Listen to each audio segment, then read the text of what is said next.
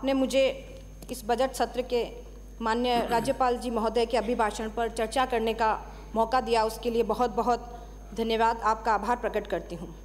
राजस्थान सरकार ने बीते सालों में विपरीत परिस्थितियों का सामना करते हुए राजस्थान के हर क्षेत्र में ऐतिहासिक कार्य किए हैं। आज मुझे ये बताते हुए बहुत गर्व महसूस हो रहा है कि हमारी इस संवेदनशील सरकार का नेतृत्व माननीय मुख्यमंत्री आदरणीय अशोक जी गहलोत कर रहे हैं और मेरा यह बड़ा सौभाग्य है और मैं अपने आप को बहुत गौरवान्वित महसूस करती हूँ कि ऐसे गांधीवादी नेता के नेतृत्व में हम काम कर रहे हैं और उनके नेतृत्व में काम करने का मौका मिल रहा है। माननीय मुख्यमंत्री जी अशोक जी गहलोत अपना हर एक क्षण और हर पल जरूरतमंद व्यक्ति को किस प्रकार से राहत मिले और उनके लिए किस प्रकार से वो उपयोगी साबित हो सके, यही उनके मन और दिमाग में रहता है। माननीय मुख्यमंत्री जी के विगत कार्यकाल के साथ साथ वर्तमान कार्यकाल में भी स्पष्ट दिखाई देता है कि उनके यही प्रयास राजस्थान सरकार को और आगे बढ़ाने में मदद करते हैं।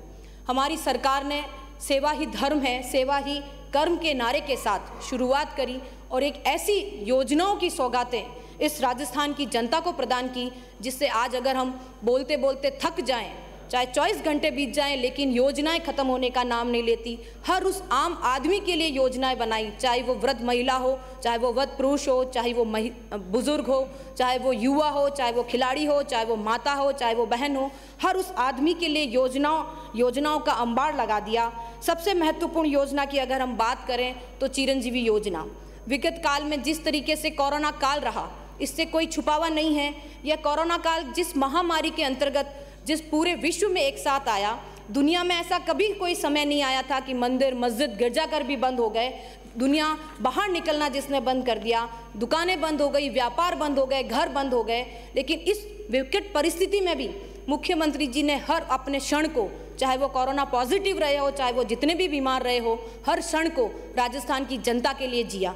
500 से भी ज़्यादा वीसी के माध्यम से हर उस आम आदमी से संपर्क किया, सरपंच से संपर्क किया, धार्मिक गुरुओं से संपर्क किया, डॉक्टर से, इंजीनियर से, पंचायत के सरपंचों से, विधायकों से, एमपी महोदय से, हर उस एक शख्स से बातचीत की कि किस तरह इस कोरोना काल से हम निपट सकते हैं, किस तरह इस कोरोना काल से हम उभर सकते हैं। अनेक सुविधाओं के साथ, चाहे हम कहते हैं मुफ्त दवा योजना के माध्यम से, मुफ्त जांच योजना के माध्यम से निरोगी राजस्थान को लेकर आए और कोरोना काल से निपटने के लिए जिस तरीके से वो हर एक क्षण लोगों से बातचीत करके, डॉक्टरों से बातचीत करके वो लोगों के साथ हर एक क्षण उन्होंने बिताया, ये विपक्ष से भी छुपावा नहीं है। क्योंकि विपक्ष के साथ भी उन्होंने हजारों वीसियों के माध्यम से जो उन्होंने सुझाव दिए उस पर अमल मुख्यमंत्री जी ने किया।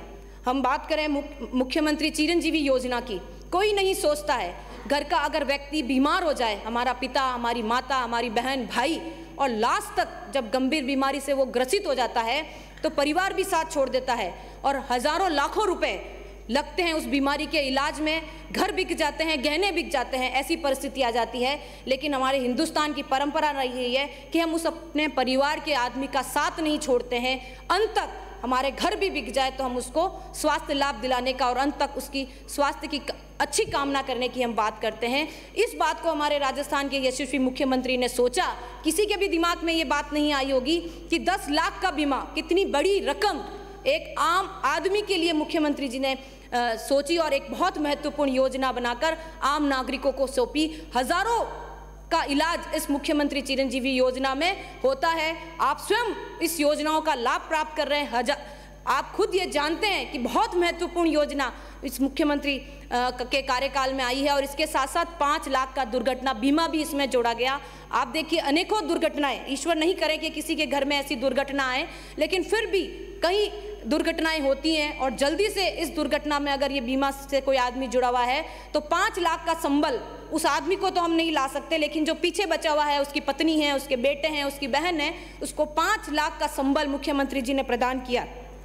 ऐसी अनेक योजनाओं के साथ मुख्यमंत्री जी ने निरोगी राजस्थान, जांच योजना, दवा योजना लाकर जो आम नागरिकों को स्वास्थ्य का लाभ दिलाया है वो किसी से छुपा हुआ नहीं है।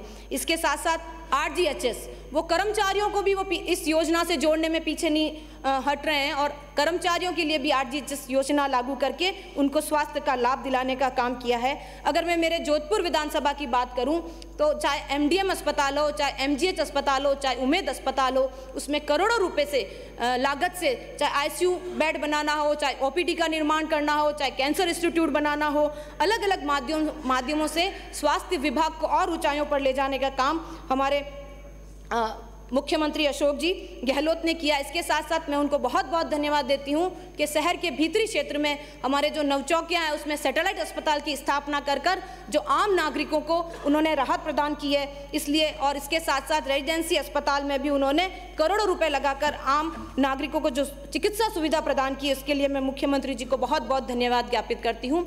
चिकित्सा के साथ जिस तरीके से उन्होंने शिक्षा को बढ़ावा दिया है, शिक्षा को बढ़ावा देने के लिए स्कूलों को क्रमोन्नत किया। जो 8वीं तक थी उसको 10वीं तक करना, 10वीं तक थी जो उसको 12वीं तक करना, स्कूलों को क्रमोन्नत करके स्कूलों के विकास की बात की, बच्चों के विकास की बात की।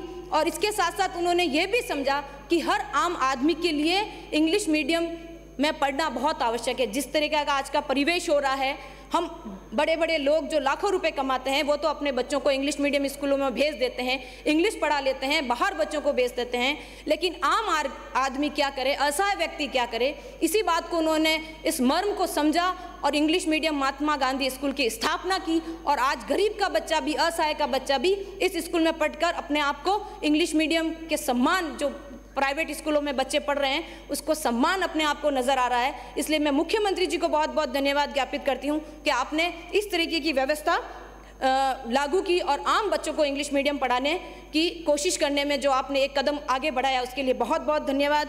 चाहे वो कालीबाई भील मेघावी छात्रा स्कूटी योजना हो, देवनारायण छात्रा स्कूटी योजना हो, और इसके साथ साथ उन्होंने इन स्कूलों में यूनिफॉर्म भी निःशुल्क करके जो हर एक बच्चे को एक व्यवस्थित और सुंदर और स्वच्छ वातावरण प्रदान करने की कोशिश की है।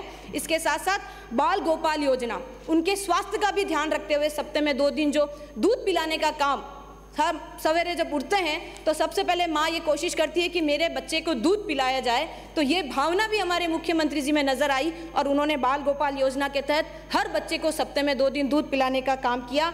इसके अलावा ऐसी कई योजनाएं हैं जिससे स्वास्थ्य और शिक्षा को बढ़ावा दिया जाए। यहाँ तक कि बाहर अब्रॉड में भी बच्चों को भेजने का जो योजना बनाई है वो सरकार ने, वो बहुत महत्वपूर्ण योजना नजर आती है। हमारे शिक्षा को बढ़ावा देने के लिए जोधपुर में MBM इंजीनियरिंग कॉलेज को विश्वविद्यालय का दर्जा देना, फिजिकल कॉलेज में 150 करोड़ की रुपए की लागत से उसका विकास करना, और इसके साथ साथ खिलाड़ियों के लिए बहुत महत्वपूर्ण है कि जब बच्चा स्वास्थ्य अच्छा है, शिक्षा अच्छित कर रहा है, तो वो खेल में भी अपने आप को विकसित करे। खेल भी उतना ही आवश्यक है उसके लिए जितना कि हर एक शिक्षा उसके लिए आवश्यक है। बरकतुल्ला खां का विकास करना, और इसके साथ साथ हमारे जो भी साड़ा किला मैदान है उसमें करोड़ों रुपए लगाकर बजट का आवंटन करना।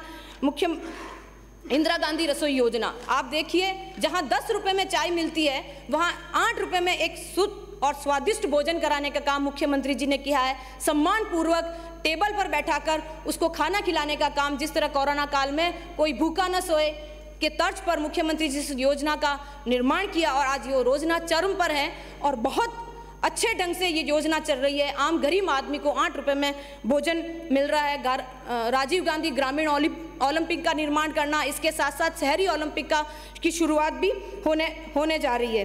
बहुत महत्वपूर्ण योजनाएं लाकर जिस प्रकार मुख्यमंत्री जी आम लोगों की राहत प्रदान करने का काम कर रहा है वो किसी से छुपा हुआ नहीं है। मैं आपसे ये निवेदन करूंगी कि जिस तरह लोगों को तीर्थ यात्रा करवाना, आप देखिए हम सुनते थे कि एक श्रवण हुआ करता था और वो अपने माता पिता को यात्रा करवाता था, लेकिन आज मुख्यमंत्री जी ने हर घर का श्रवण बन के बुजुर्गों को जो तीर्थ यात्रा करवाई है, मैं उसके लिए उनको बहुत बहुत धन्यवाद देती हूँ। पुरानी पेंशन योजना खत्म करके जो नई पेंशन योजना खत्म करके जो उन्होंने पुरानी पेंशन योजना लागू की है उसके लिए भी मैं उनको बहुत बहुत धन्यवाद करती हूँ कि हर बुजुर्गों को लाठी बनने का काम मुख्यमंत्री जी ने किया है। सम्मान पूर्वक अगर बुजुर्ग अपनी जिंदगी जिएंगे तो घर में उनका भी सम्मान होगा, वो आत्मसम्मान से अपनी जिंदगी जी पाएंगे। जब हमारी बहन महिलाओं की बात करती है, महिलाओं पे अत्याचार की बात करती है, लेकिन उनको ये नजर नहीं आया कि हम FIR हमने अनिवार्य की, इसीलिए आप लोगों को पता चल रहा है कि इतने महिलाओं पर अत्याचार हो रहे हैं। आप महिलाओं के सम्मान की बात नहीं करते हैं, आप महिलाओं की रसोई के ऊपर ध्यान दीजिए। कहाँ 1000 से ज़्यादा आप सिलेंडर कर रहे हैं। दाल आटे का भाव कहाँ आप बढ़ाया जा रहे हैं। आप महिलाओं की अगर वास्तव में सम्मान करते हैं तो उसके लिए कुछ ऐसी योजनाएं बनाएं, एक ठोस योजनाएं बनाएं। इसके साथ साथ पूरे भारत में जिस तरीके से, सर 1 मिनट बस, अपनी जिस तरीके से ग्रामीणों में मनरेगा योजना चल रहा है, शहरों में भी मनरेगा योजना की शुरुआत मुख्यमंत्री जी ने की। और मैं इस मंच के माध्यम से, आपके माध्यम से ये कहना चाहूँगी आदरणीय प्रधानमंत्री मोदी जी को कि आप मनरेगा का पैसे बढ़ाइए, ताकि आम गरीब आदमी को घर में बैठे हर उस व्यवसाय को जो इस योजना से जुड़ा हुआ है वो अपनी कमाई को और बढ़ा सके। इस बात को कहते हुए मैं अपनी बात खत्म करती हूँ। जो मांगा वह मिला, जुमला नहीं विश्वास मिला, हर डगर को विकास का एक सोपान मिला। धन्यवाद। जय हिंद। श्री अर्जुन लाल जिनगर।